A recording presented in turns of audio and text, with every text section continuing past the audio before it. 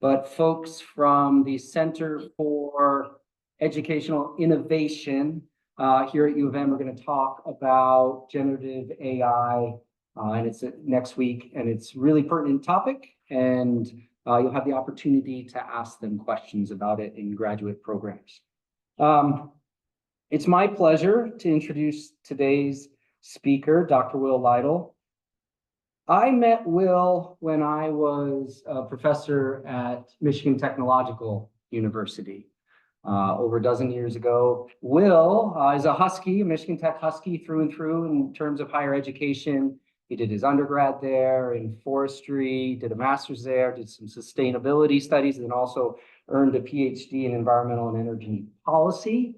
He has deep family roots in the Keweenaw Peninsula, and if you don't know where that is, it's a gem of an area in the upper Midwest. You can see how you would keep those roots.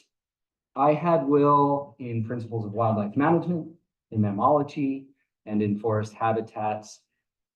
And he questioned everything as a student, from how we were doing things in our School of Natural Resources in terms of sustainability, all the way down to how this assignment actually had to be done, if it needed to be. One memorable anecdote is for an end of the term writing assignment, Will turned in a diorama and explained it to me. And I don't know if you recall that, but you did earn pretty good marks after that office meeting. That questioning, that creativity has served Will well, I would say. He's definitely a maverick thinker in the field and has ended in a spot adjacent to research academics in environmental consulting and leading a group on sustainability solutions, which he'll talk about today. Welcome. Thank you.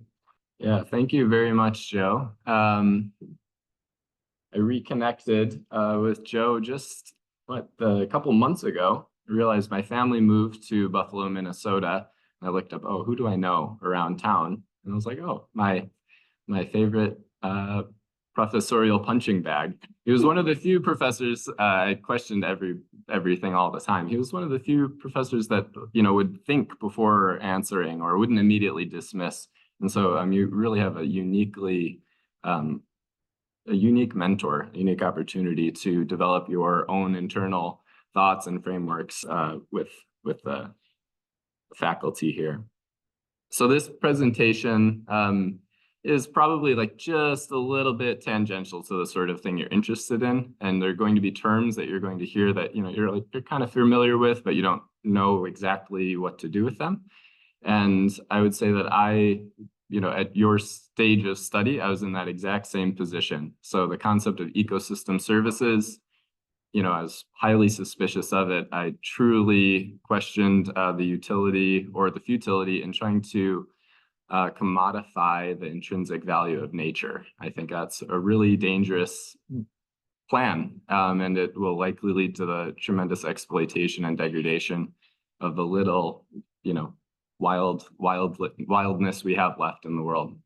So I'm going to start off by asking, raise your hand if you have ever bought a carbon credit.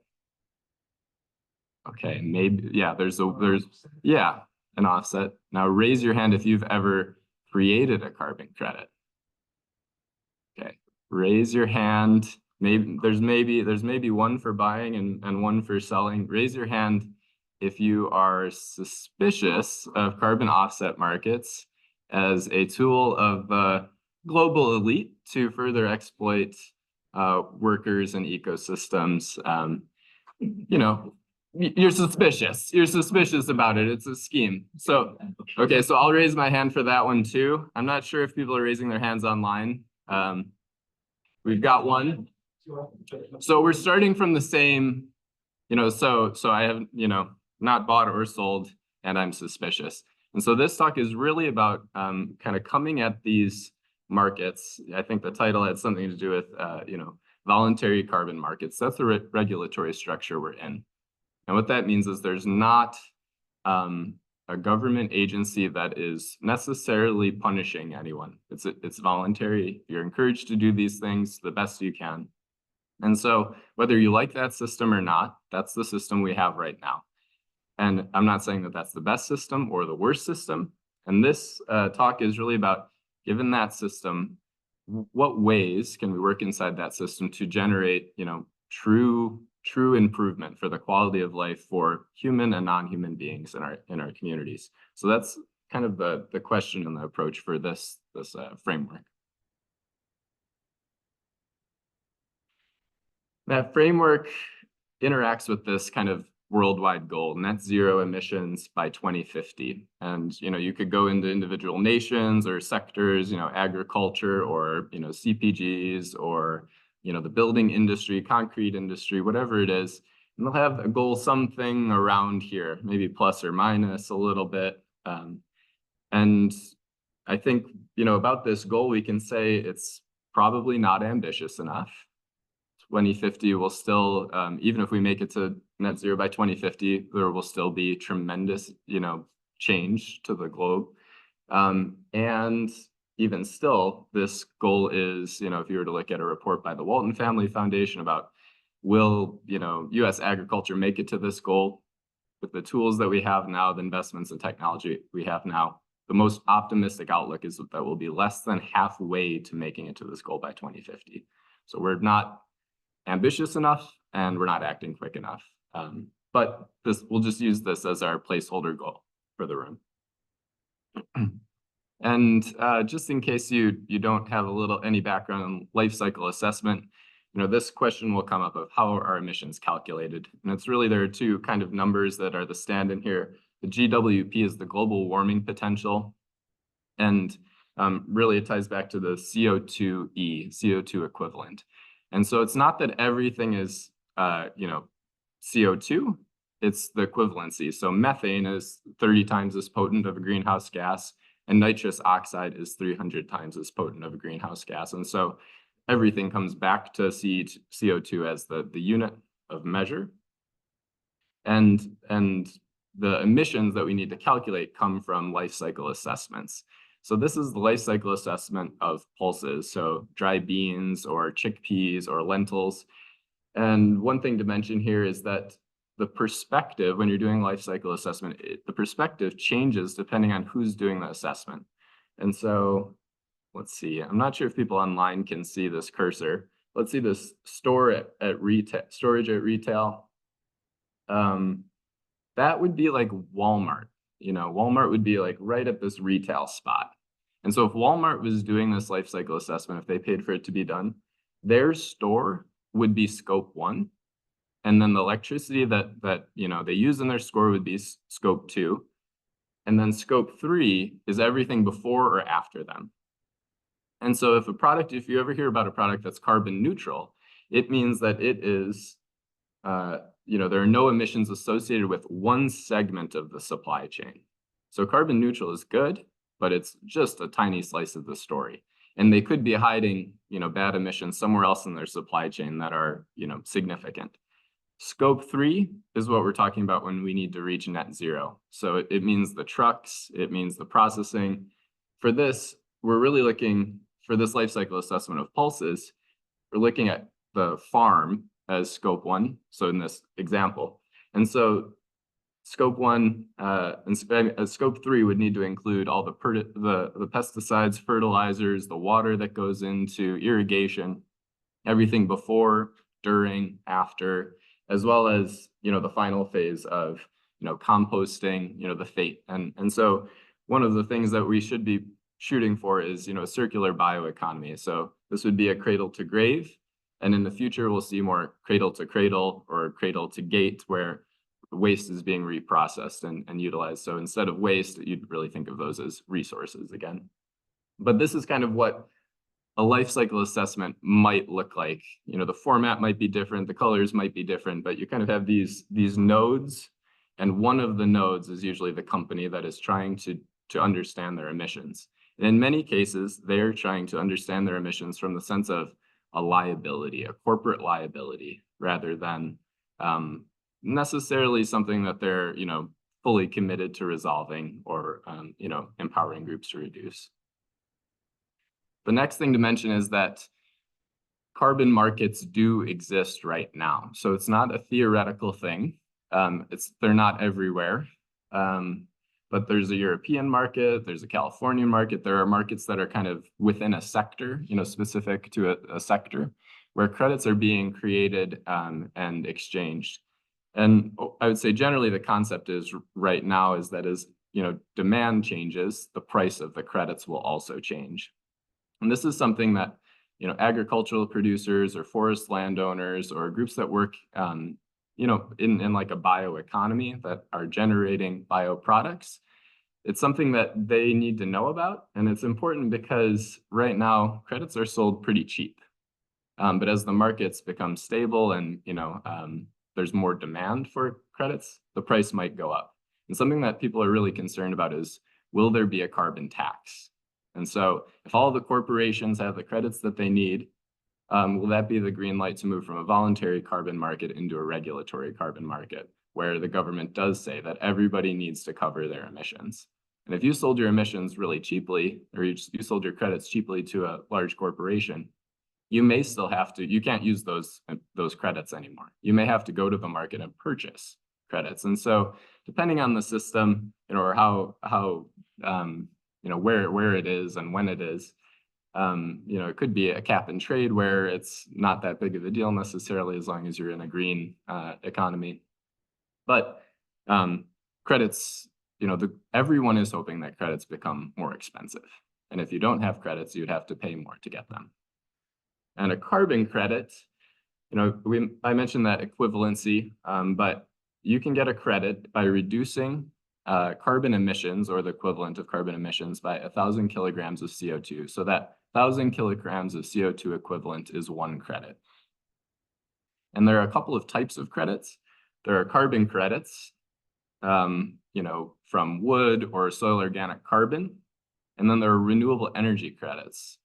And renewable energy credits have a slightly different scope. It's really about the megawatts of clean energy that enter the grid. And these can only be used in that scope 2 segment. So if Walmart is purchasing electricity from the grid, they can use renewable energy credits to offset that. But depending on where you develop renewable energy, if you put the renewable energy, let's say you put a bunch of wind turbines onto a part of the grid that has a bunch of coal-fired power plants, well, they're also offsetting emissions. And so you can either file for those as RECs or RES. And so you could generate carbon credits from renewable energy development. It's not necessarily something you need to be really worried about, but there are a couple of ways that renewable energy plays into this. And I think the main thing to think about is, how is this going to impact rural landscapes? And then also, how are farmers going to be incentivized to participate in these things? And this is, my PhD really looked at interventions, understanding how people make decisions.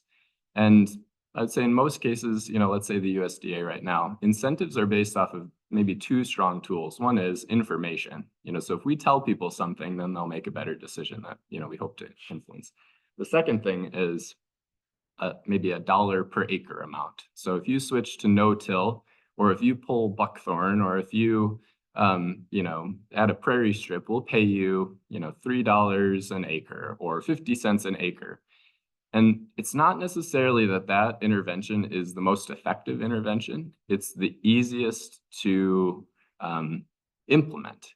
It's really, really easy to say, to do the quantification and make sure that payment is appropriate. It doesn't mean that you're going to get the best outcomes. So most of our interventions right now, they're practice-based payments. So we'll pay you to put in a prairie strip, or we'll pay you to put in native habitat, but it doesn't mean that in 5 years that there will be a native prairie there, or that you will get pollinators, or that you will get a mature forest. So there's a gap between a practice change and an outcome.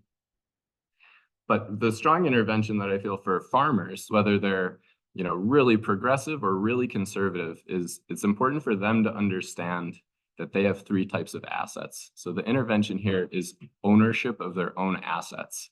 And farmers and landowners in this region especially are really tuned into this because of natural gas, the way that expansion of fracking went, especially in the Dakotas. It was like, if you have your surface rights, you want them to be joined to your mineral rights. You don't want somebody else to own your mineral rights. You might get paid a lease, but you're not going to receive a large payout if somebody else is able to drill and, really access assets below your ground. And so I tell farmers that it's really important that they recognize that they have three types of assets that interact with carbon markets. And it's not all about, growing trees necessarily, although that's a strong tool. So they have the assets above them, the air, and right now, mostly that would be leasing their land for wind turbines. The land or the surface area, so what they plant, the way they manage vegetation, maybe hosting solar panels, and then below ground. I'm not an expert on carbon capture and storage, and so I'm just going to say a question mark on, what that is going to mean for farmers.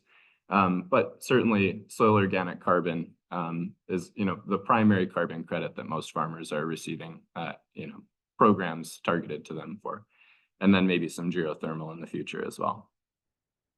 So right now, these assets, most farmers aren't owning their credits. They're not owning these assets, they're selling these assets. And, they're being paid a price, but if they have to repurchase those at some point, if they're selling them for $5 and they have to buy them at $20, they will lose, their operation will lose resilience. And so, the main intervention I have for farmers is own your own credits. And they're like, well, what would I do with them? And it's like, it doesn't really matter. It's not about the dollar per acre. It's about owning your, investing in your operation. How much is it worth to own your own credits? Generating your own credits, it can be really cheap or it can be really expensive. It kind of depends on what you do. It's not that you need to own all of your credits everywhere, but this concept of you have an asset, you can sell it, you can keep it, but recognize that it's really yours, it's not somebody else's. I would say that all of these types of developments are coming for rural land, not just necessarily rural America, but rural land is going to host a variety of these types of practices and developments. And so for your average farmer, this is unfortunately really tuned into agriculture. But I think I think all of these concepts hold true for forest land and possibly, certain aquaculture settings. But so you can generate credits in these three ways right now for most agricultural land. You could, sequester carbon, and you could do that by planting woody biomass. You could do intercropping, you could do low till or no till, you could add cover cropping. The USDA has a long list of climate smart practices, and some of them are currently eligible for payments for carbon credits, and some of them are like the modeling isn't quite perfect, so more will be coming online every year. They're not all, I say rotational grazing is, they know that rotational grazing increases soil organic carbon, but it's highly variable depending on the product, the carrying capacity of the land. And it's something that, can be difficult to forecast. And so you can measure it, but you can't necessarily predictively model it. And so, it's coming. There are farmers enrolling, there are farmers being paid, but really they're being paid in a practice change, not necessarily an outcome at this time. The second thing is the increase of production efficiency. And there's a lot of ways to increase production efficiency. You can get new equipment, you can get new genetics, you could shorten your supply chain. Really, it's about just reducing your footprint. And the US really specializes in productivity, let's say bushels of wheat per acre. It doesn't necessarily specialize in, holistic outcomes, of biodiversity and, groundwater recharge. And so the US agricultural, I would say, the major players in U.S. agriculture pretty much strictly focus on productivity as their measure of sustainability. And the third thing is renewable energy. This is kind of tangential. At the same time, there are farmers and forest landowners that are leasing their land to these things and these sorts of activities. And so it's part of, the reason that these developments are going in is because of that life cycle assessment. Somebody needs to buy credits, and somebody's having trouble creating them or reducing their own footprint. And so they'll let's say wind turbines, they're creating electricity, and at the same time they're creating a second asset, the renewable energy credits. And the farmer is being paid a lease, so a totally separate model. And so one commercial wind turbine, maybe you get paid $2,000 or $5,000 a year. that wind turbines creating electricity, of course, that's being sold on the market, and it's also creating about 4,000 renewable energy credits a year. The farmer doesn't usually know that those exist. And so it's something that could be, it's not automatically, but could be negotiated for in exchange for credits that could be tied to the farming operation. And you could get credits for a variety of activities and variety of scales, not just commercial level.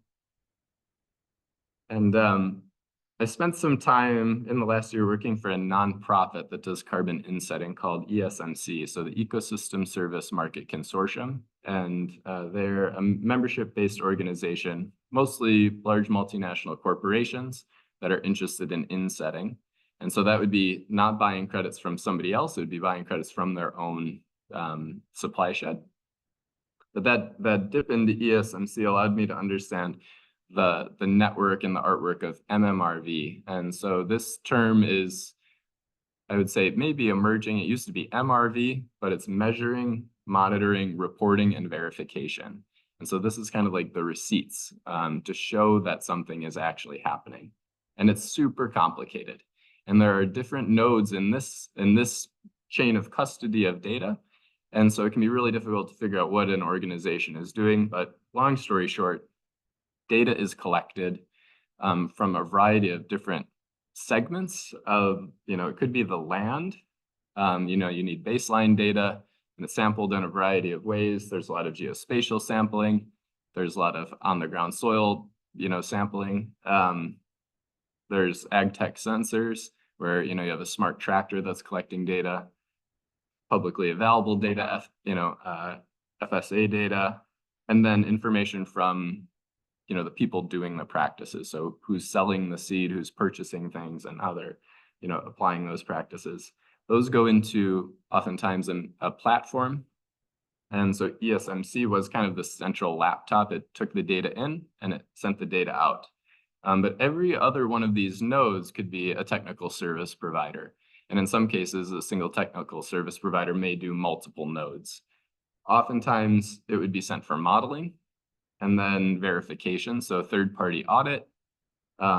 And then after that third-party audit saying that, these practices followed these standards, then a purchaser would purchase that carbon credit. And in this case, it was somebody within the supply chain. This MMRV stuff, when maybe 15 years ago, there were groups that did these things, but it was really kind of scattered and very boutique. But was it two or 3 years ago, the USDA dropped about $3 billion to invest in climate smart commodities. And when they did that, they had a requirement for MMRV.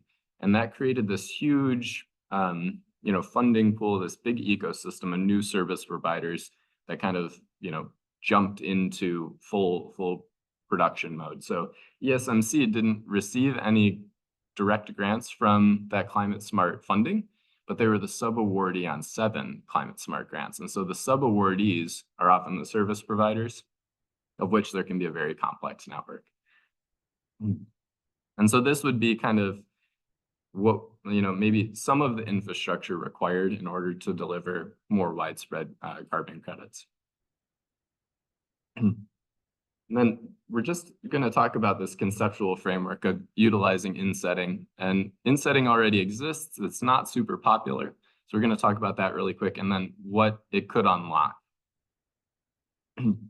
So I spent some time at the USA. Does anybody know this acronym? Ooh, it's a good one. The Dry Pea and Lentil Council. I know. When you see a job on LinkedIn that has that sort of acronym, you say, oh, I need to know more. And so I applied to a job with the Dry Pea and Lentil Council coming out of my PhD. And before I applied, I thought, like, what's going on there? And the answer is, boop, it's a super sustainable source of protein. Really, really tremendously low emissions. And I was like, well, protein's important, but what about land use change? Uh-oh, they're pretty good there too. What about freshwater? Oh, yikes. Okay. Very holistically sustainable. And then you start to look into pulses a little bit more and you think, oh, they're of the legume family. There's 17,000 species. There's perennial species. They're native to all of the continents. Pretty much everybody around the world has a culturally relevant or a food sovereign pulse. It's like, okay, this group's going somewhere. Whether I have anything to do with it or not, this is a really uniquely positioned nutritional resource for humans. And really the mechanism that means that they have such low emissions is that they have a symbiotic relationship with some rhizobia that allows them to fix nitrogen from the air into the soil. And so their productivity isn't as high. You don't get as many bushels an acre as you do for corn or wheat, but they don't require any fertilizer. And beyond that, they actually bring in enough nitrogen so that your next crop of wheat doesn't require as much fertilizer. And so right now, a conventional wheat rotation, dryland wheat rotation, you would grow wheat for 1 year, wheat for another year, and then your field would be fallow for a year. The soil would recover. And so a conservation crop rotation would be wheat, wheat, pulses, and then you could go back to wheat, wheat. So it would take a rest year, it would bring in nitrogen, and it would hold enough nitrogen over. So you need less nitrogen the next year, and you go from a year of no productivity into creating a high protein food source that, depending on what other practices you couple with it, can still be no-till. It could still be, helping biodiversity and water and stuff like that. So it's kind of interesting. You couldn't grow pulses wheat. It's not something that you could grow year to year to year without running into issues with pathogens, but it's something you could add into a rotation. Depending on the region, it could be every 3 years, maybe every 5 years, 7 years, depends on the moisture. But, they can grow them in Australia, Brazil, pretty much anywhere in the world, you can grow some pulse. And so what about carbon insetting? So the pulses, when the USDA announced the Climate Smart Awards, I started thinking about how do we get pulses involved in this? And so I, at that time, was thinking, I got to figure out carbon markets. And I thought I just figured out carbon insetting myself. Well, it turns out people have been insetting for quite a while. It was not a new idea, but the concept would be, taking credits that are generated on the field and only selling them within the supply chain. So right now, let's say a wheat farmer generates credits, they might get purchased by Delta Airlines or Amazon or Microsoft, which is fine. That's a traditional carbon offset. But a carbon inset would be that, General Mills is purchasing the credits from the wheat.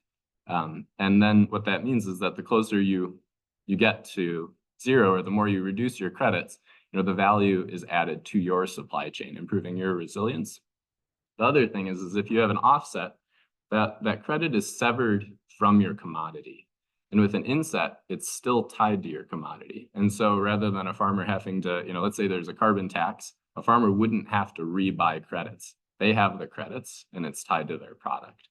And so there's a really, really different value proposition here. So if you believe in climate change and you want to do the right thing, you do carbon insetting. If you don't believe in climate change and you want to stick it to, people drinking Starbucks and people that are like working from home, you would still carbon inset because it would make it more expensive for those organizations outside of your supply chain to purchase those credits. So it's like either way, carbon insetting is really the way to own your credits and generate value in your supply chain. And so carbon credits and renewable energy credits, to go one further, could, instead of just reducing emissions, this is a calculation of the annual emissions of pulse at the farm level in the US.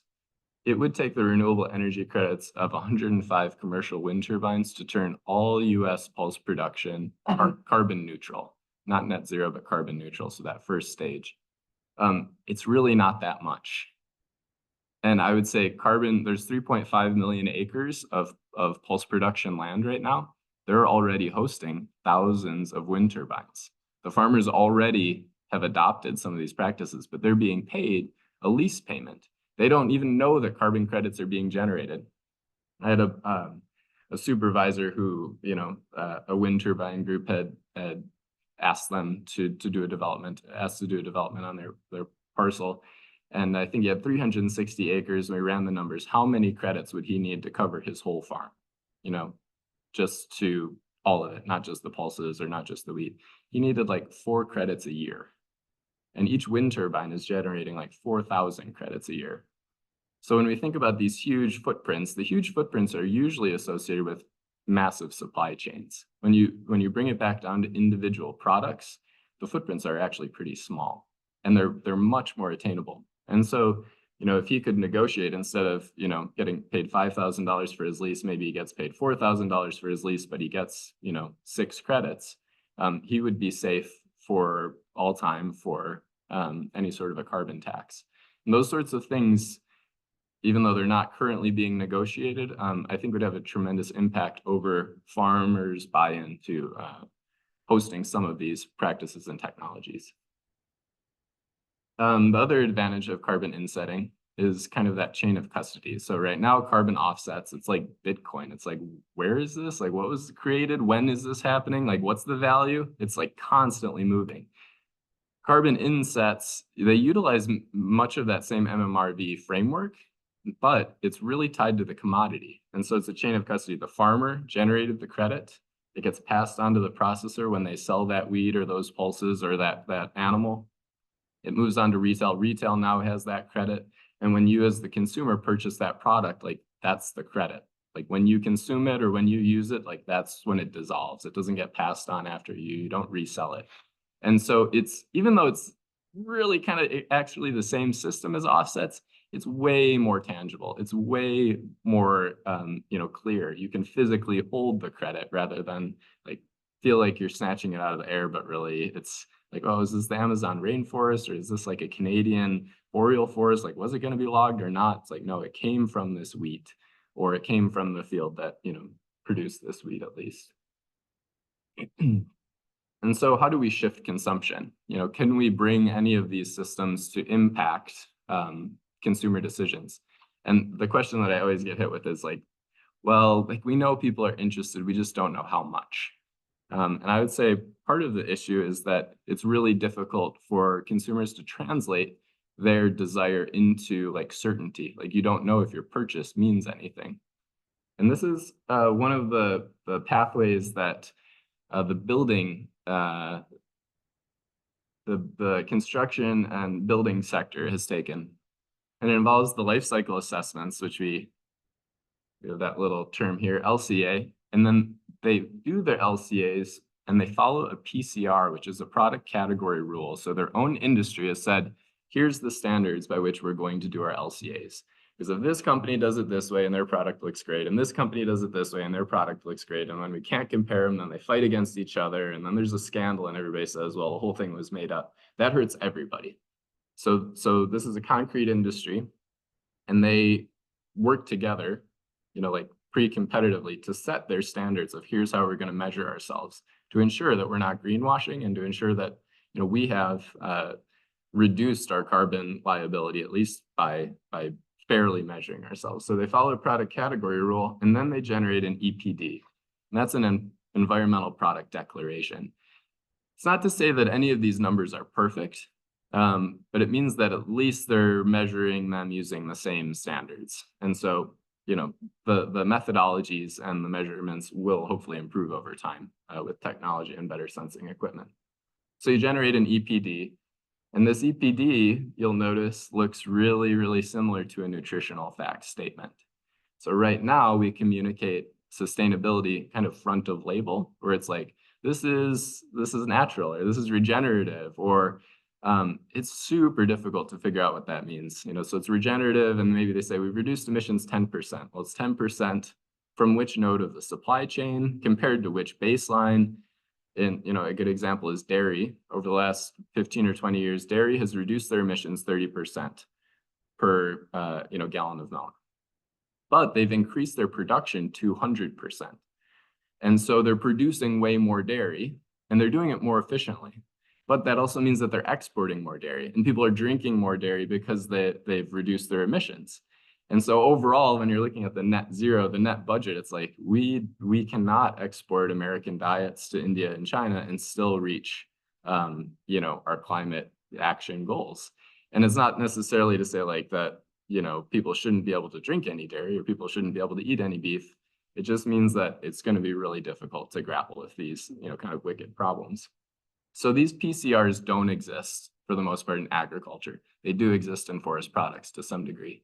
And part of the reason they don't exist is because there are a lot of different ways to define like protein. And so it's like there are all these amino acids. If you have all of them, do you follow this PCR? If you have that one, or what if it's an additive?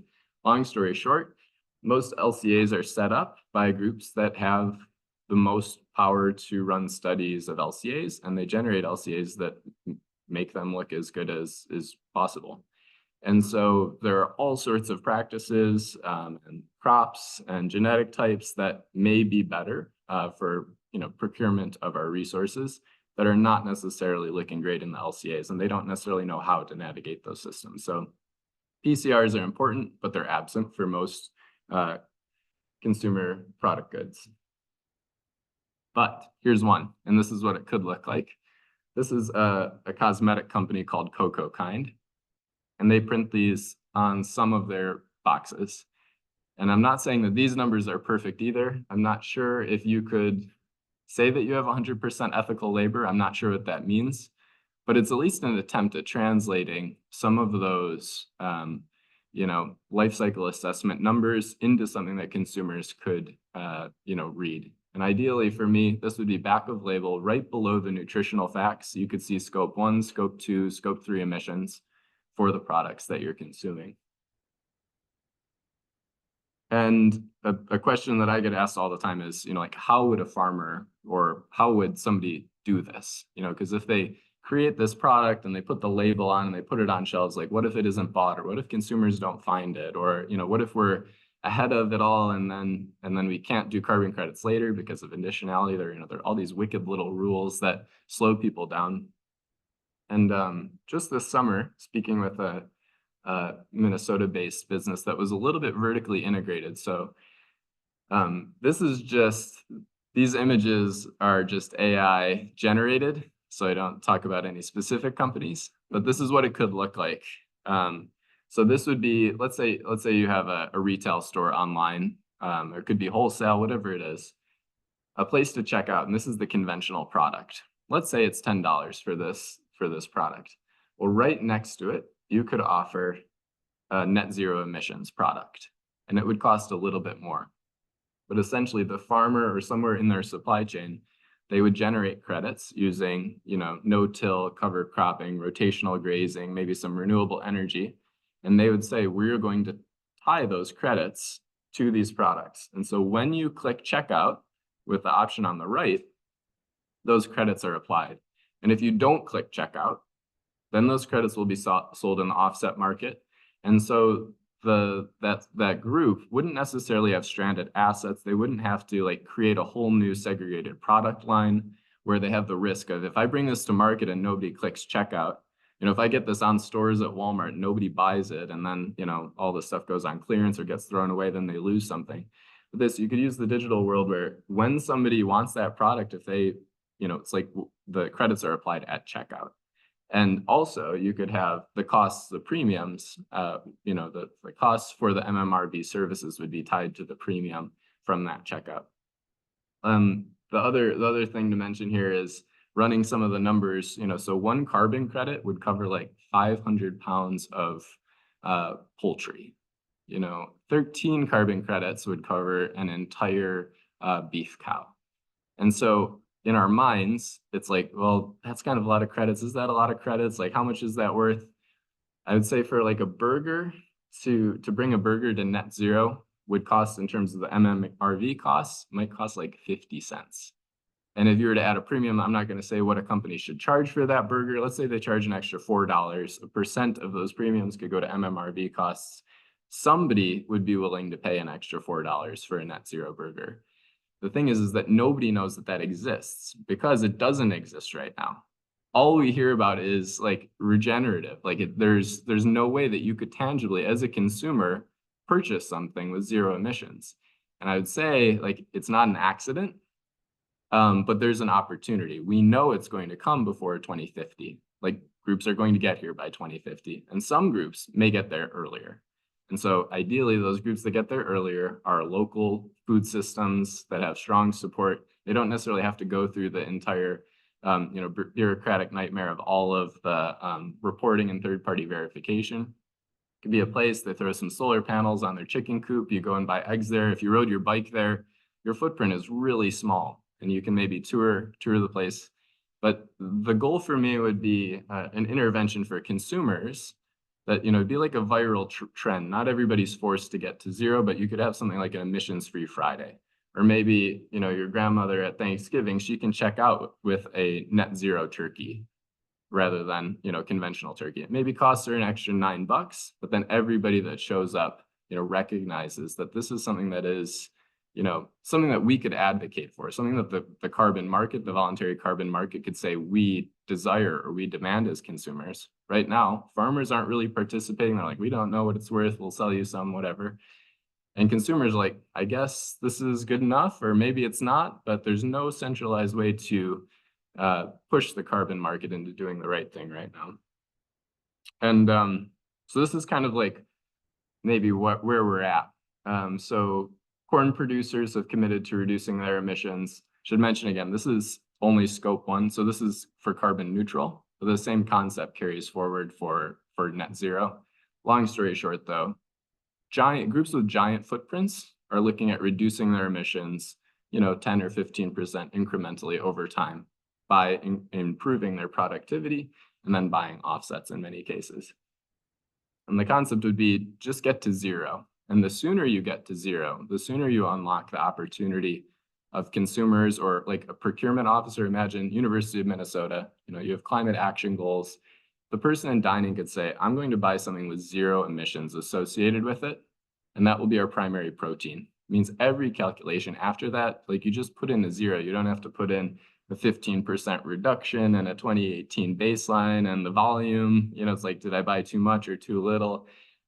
Farmers have the ability to generate credits to cover at least the agricultural sector. Forestry has the power to cover at least the forest products industry sector. And the sooner they get to zero, the sooner that those sectors that can't generate their own credits, maybe it's technology, maybe air travel, they have to pay more for credits. And so that's really the end goal. Right now, the voluntary markets, they're focused on corporate liability. They're extremely extractive from lands and practitioners. And it's super difficult to keep them accountable or to even understand what's going on. And so you're kind of left with uncertainty. You're not sure who or what to be mad at. Is it the farmers? Is it the fertilizer companies? Is it, is the group stocking the shelves? And the solution to that would be, farmers and landowners owning their own credits. So buying low and selling high. Right now they're selling low and they're worried they might have to buy high. And then securing local practitioners and ecosystem first. And so farmers might not have to pay for all of these practices directly. They could still have co-investment through their supply chain.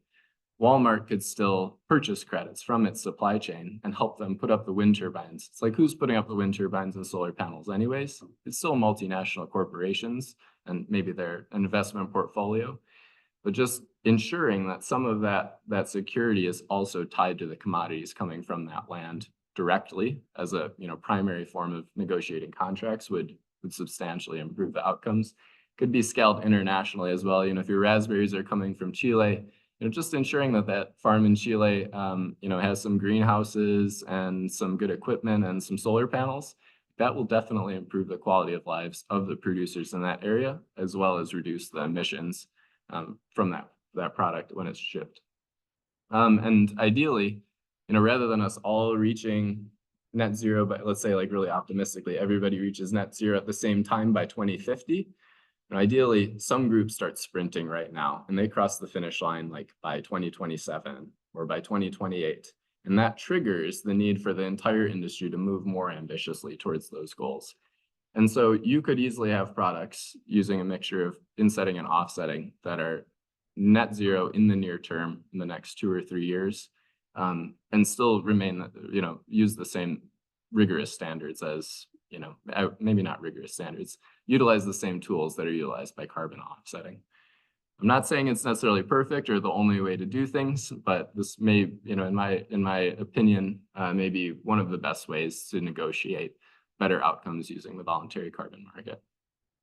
And so the next steps are pretty much just to collaborate.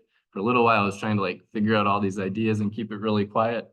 Then I realized best case scenario would be for everybody to hear about them and some companies to start doing this. And if they want to work with me, great. If not, like that's okay. If they did it on their own, the world would still be a better place. And so if anybody thinks somebody could adopt this methodology, you can either let me know or you can just steal it from me. And that's fine too, as long as they're insetting and advocating for stronger ecosystems and rural systems, that would be great. I think that's it. Thank you, Will.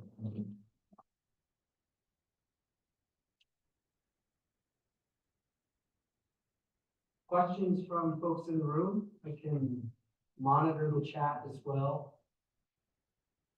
Yeah, it's good if you can break it up. Just recently.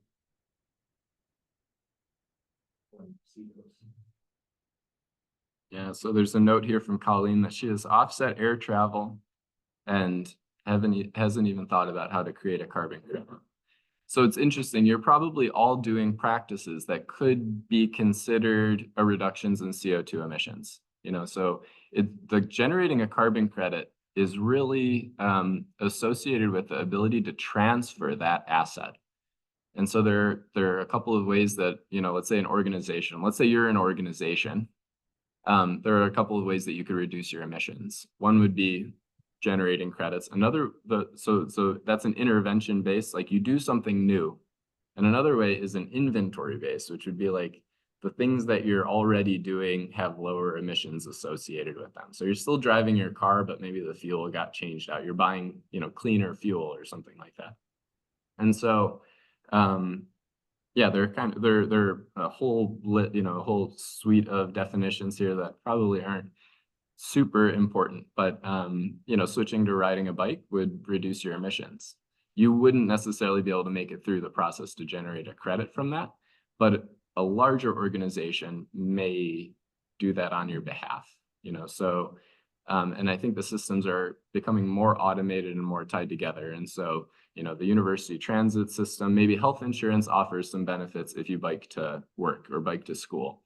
And they might be able to take that data to say that we've reduced car travel this much, or we're using public transit this much, and we're going to say that we have reduced our emissions associated with transportation by, this level.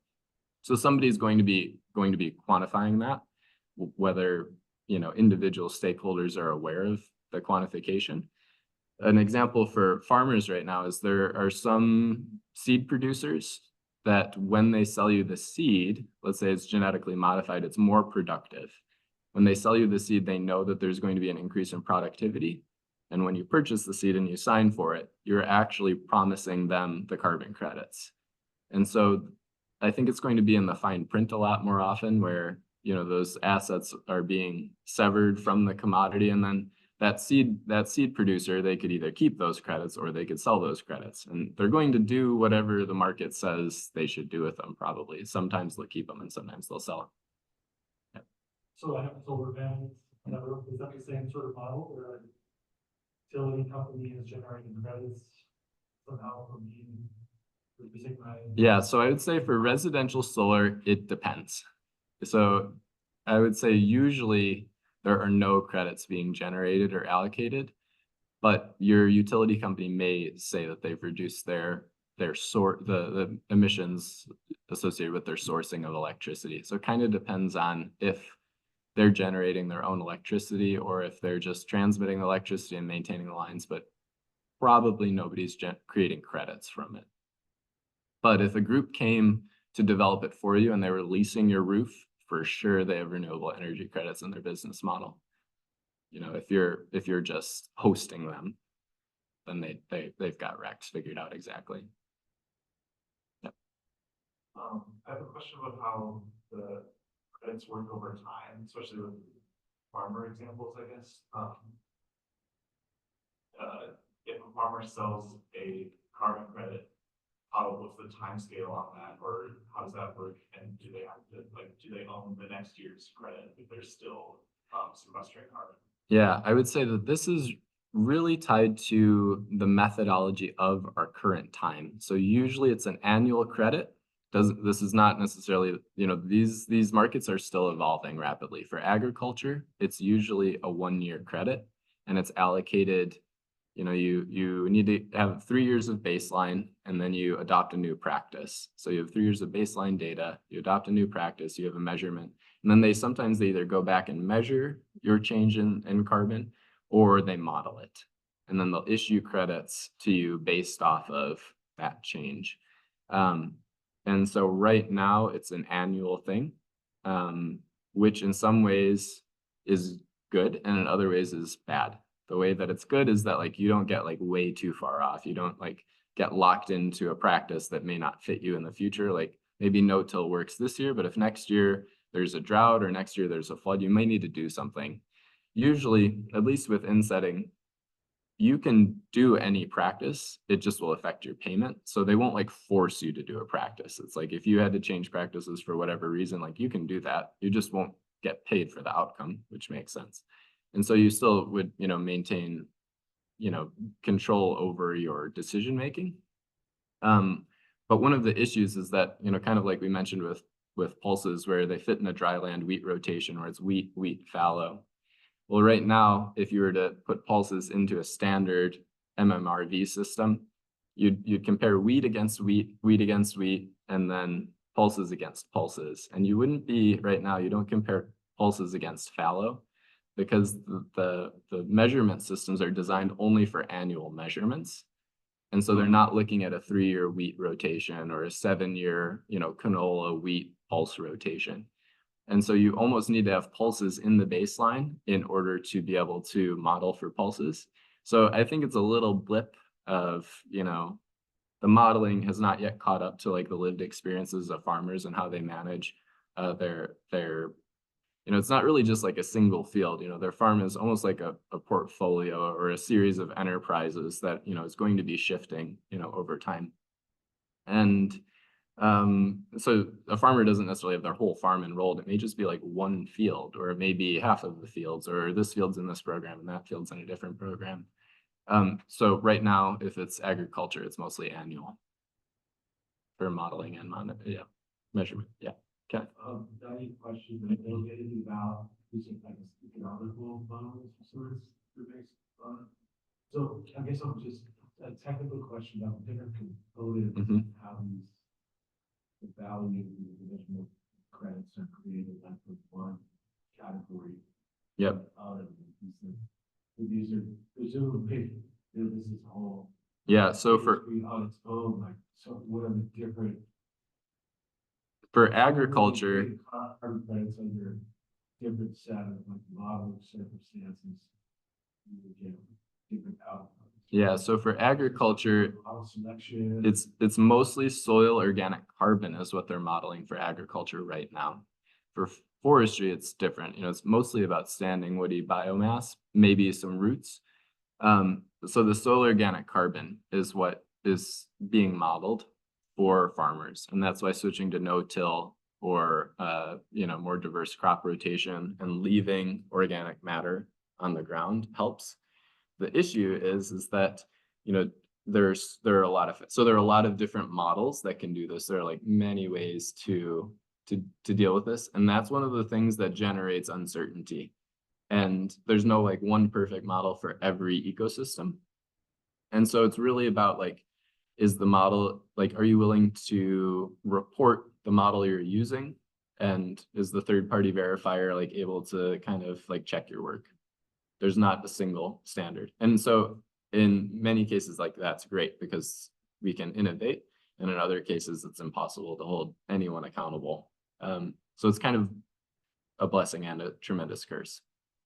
The good news is that there may be ways to kind of like leapfrog traditional methods. So, like really advanced geospatial data may be able from, satellite data may be able to just like all of a sudden unlock every acre of land may be able to be monitored annually. Straight up from an ecosystem perspective, like, carbon cycling is different in different ecosystems. And so apply cut like blanket model You know, so how do you incorporate all this different systems, you know, ecosystems, which use carbon, gas, and different. Yeah, a big part of that is using existing soil and hydrologic data, you know, so looking at the organic or bulk density. So for agricultural land, some of that data already exists. So it's not perfect, but a mix of modeling, ground truthing, and reported data is how they do that. But the issue is that, you know, even with really high density sampling, there's still like issues in prediction. So I think they're pretty good at looking back and understanding maybe what's there, but being able to predict out based off of practice changes is highly variable. And so if you want to go faster, you use modeling as the step after the MMRV platform. And if you want to be more accurate, then you would remeasure. That would be the other option. Remeasuring would increase some of your accuracy, but it's more expensive. Joe.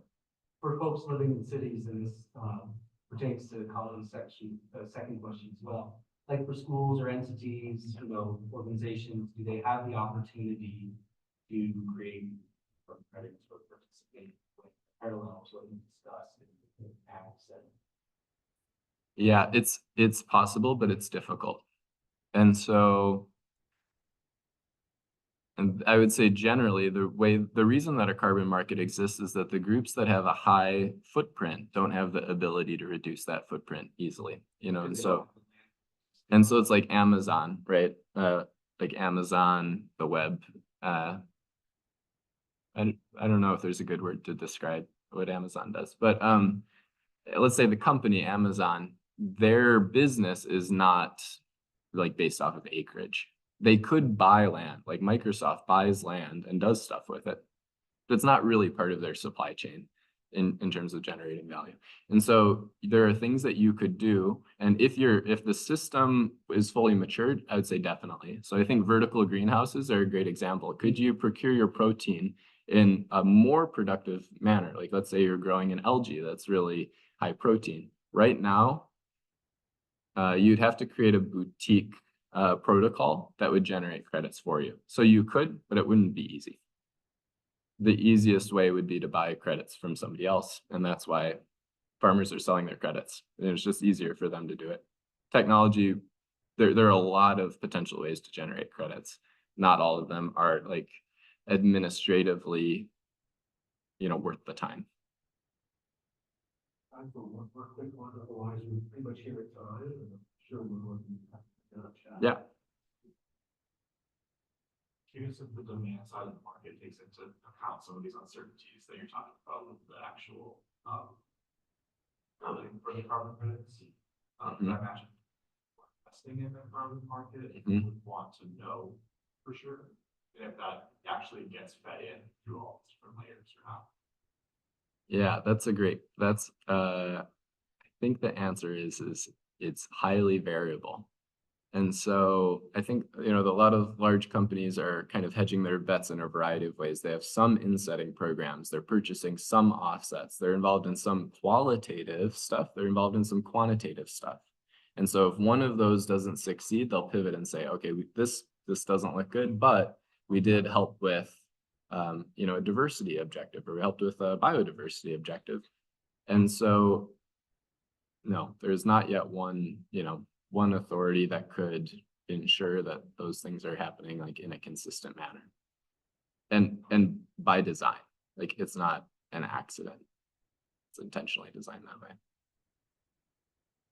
All right, thank you.